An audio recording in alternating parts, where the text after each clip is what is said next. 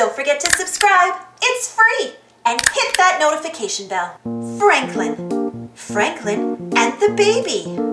Stay tuned after the story for the unboxing. See what came in the mail.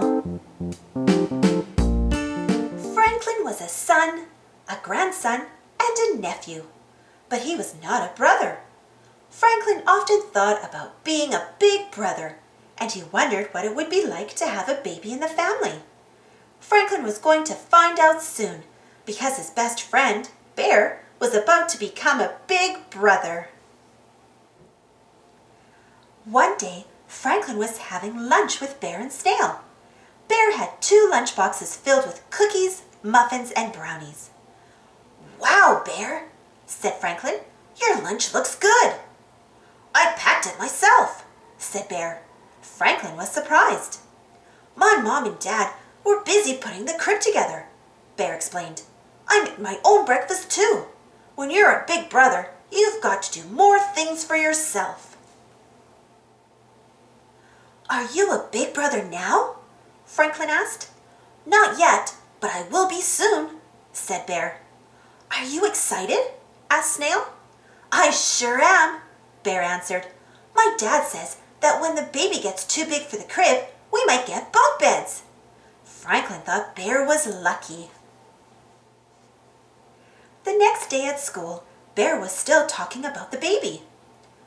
"I get to stay at Franklin's house when the baby is ready to be born," he told Snail. "A sleepover?" Snail cried. "I wish my mom were having a baby." "Me too," said Franklin. "When you're a big brother, you've got someone to play with all the time." "Yes," said Bear. "It's going to be fun."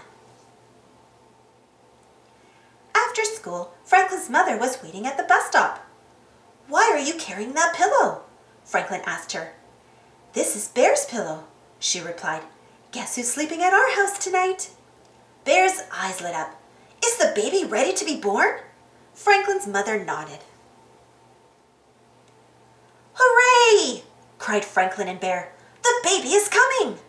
Franklin's mother asked Bear what he would like for supper. Bear could hardly believe his good luck. "I'm going to be a big brother. I'm sleeping over at my best friend's house, and I'm having pancakes with blueberries." Franklin was happy too, but he couldn't help feeling a little jealous. "Gee," he said, "lots of good things happen when you're a big brother." Franklin and Bear stayed up long past their bedtime. They made up a puppet play about a big brother who rescues his baby brother from a dragon's cave. Bear played the big brother and Franklin played the dragon.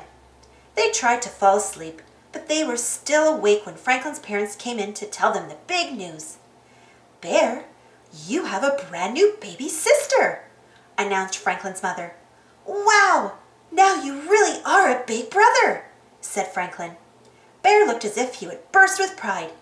"This is my best day ever," he said. A few days later, Franklin walked over to Bear's house. He found Bear sitting on the front steps. "Why aren't you playing with your sister?" asked Franklin. "She's too little and she sleeps all the time," sighed Bear. "Being a big brother isn't as much fun as I thought it would be." Franklin was surprised. "Could I see her?" he asked. "Only if you promise to be quiet," Bear replied. "I'm not supposed to go into her room when she's sleeping." Franklin promised not to make a single sound. Bear led Franklin to his sister's room, and they tiptoed to the crib. The baby was fast asleep. Franklin thought she looked small and smelled nice. "Oh," he whispered. "What does this toy do?" Franklin reached up and touched the mobile above the crib. It began to twirl around and play a tune. "Oh no," said Bear. "She's going to wake up." Bear's baby sister opened one eye, then the other. "Please don't cry," Bear whispered. The baby blinked and took a deep breath. She wailed. Franklin looked alarmed. "Let's go," said Bear. But they didn't get far. Bear's mother met them at the door. "What are you two doing in here?" she asked. "I just wanted to show Franklin the baby," Bear answered. "I understand," said Bear's mother.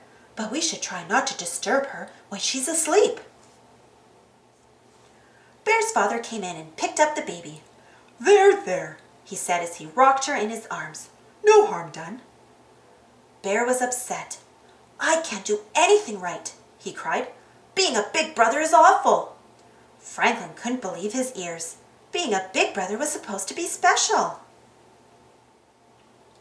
Bear looked at his parents. Since the baby came, you've forgotten all about me. Bear's mother gave him a hug. We would never forget you, Bear, but we have been busy, she explained. Babies need a lot of attention. You did too, when you were a baby, his father added. Did I cry all the time like she does? Bear asked. Yes, his mother replied. All babies do. That's how they tell their families that they need something. In a few weeks, she'll be crying to see her big brother, said Bear's father. You'll see. Really? Said Bear. The idea made him smile. The next time Franklin visited Bear, things were different. When his sister began to cry, Bear picked up her rattle and shook it. The baby stopped crying and began cooing softly. A lot of the time, she cries because she wants to play, Bear told him. So I shake the rattle or give her a toy. You sure know a lot about babies, said Franklin. Would you like to hold the baby, Franklin? Asked Bear's father. Could I? Said Franklin.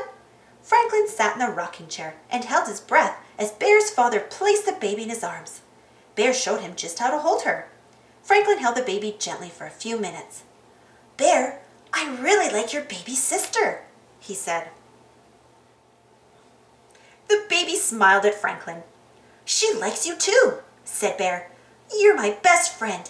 That makes you her best friend brother. Franklin thought that being a best friend brother was almost like being a big brother, and just as special.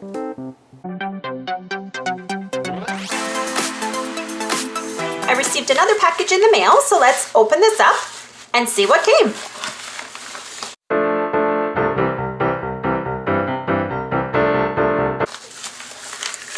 All right.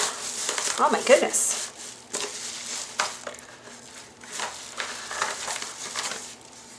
So it's from my friends at Media Masters Publicity again. So let's go one at a time here and see what's in the mail. Another National Geographic Kids book. Let's just put the scissors up here. National Geographic Kids, Little Kids' First Board Book, Space. How cute is this? What's up there with the moon and stars? Designed to be a simpler, younger sibling to National Geographic's best-selling Little Kids' First Big Books, this charming board book series introduces babies and toddlers to the wonders of nature and science. So let's have a look. We live on Earth. Hello, fellow Earthlings. This is so cute. This is great for little kids. Very educational. Great for little kids to learn about space. Is this ever cute? That's so adorable. All right. Let's see what else came. Let's reach in here and... it's another one. Another Little Kids' First Board Book. Animals on the Go. Quick, I've been spotted. These are so adorable. Meet animals that crawl, slither, leap, and fly. So the same idea. Oh, wow. Look at the beautiful pictures, too. I just love, I know I keep saying this every time I get these in, but I just love National Geographic. Look at that. National Geographic books. They're just so beautiful. They're educational. The pictures are always so amazing. Wow, look at that. These are so cute. Wow, look at that. These are so adorable. I love these. These are so cute. And another one. National Geographic Kids. Brother, sister, me, and you. This is so cute. Play, creep, jump, sleep, and meet all kinds of adorable animal siblings. perfect for encouraging sibling harmony or preparing children for a new little one. This lovely lyrical book also includes an afterword by a noted early childhood expert. Aww, this is so cute. And this is a hardcover.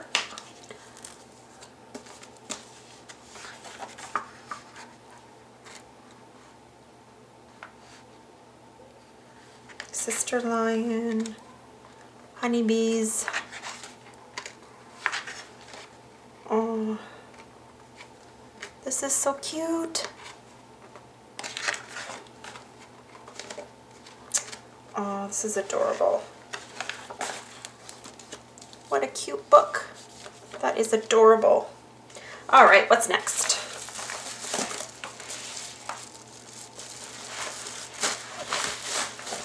Oh, another one. Little Larry Goes to School. The true story of a timid chimpanzee who learned to reach new heights. Aww, so cute. Little Larry. Join little Larry and his chimpanzee friends at forest school as he learns how to explore, keep trying, and gain the confidence he needs to climb high. Aww, these are so adorable. Oh, National Geographic. Oh, just amazing. Look at that. Aww, what a little goof. Oh, is that ever cute? Oh, these books are just so adorable. So adorable. Okay, let's see. I think there's one more in here. Yep, there's one more left. And the last of the National Geographic Kids, Little Kids' first big book of science. Look at that. What is science? What do scientists do? This lively reference book answers these questions and many more.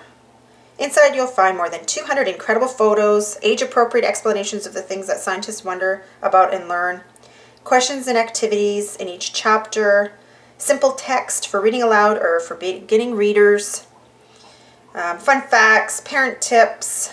Wow, and there's actually more. There's one, it looks like there's a big book on weather, another one on world, animals, space, dinosaurs, and bugs. Very nice.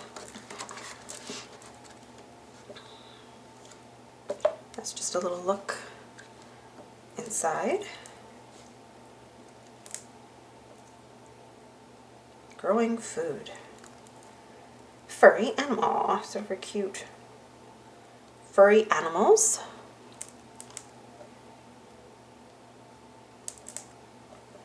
Critters with shells. All living things. Branches of science. So this one is super educational. What a wonderful book. Beautiful, beautiful, beautiful. Thanks again. So these are just recapping all these beautiful books. Thank you again to my friends at Media Masters Publicity for sending me these. And thank you, National Geographic. These books are beautiful, beautiful as always. Thank you so much. And thank you so much for staying tuned and watching the unboxing. Thanks for watching. Don't forget to subscribe and share, and follow me on Instagram and Twitter. And for more Franklin stories, check out my Franklin playlist. And if you enjoyed this story, don't forget to give this video a thumbs up. Thank you. See you next time.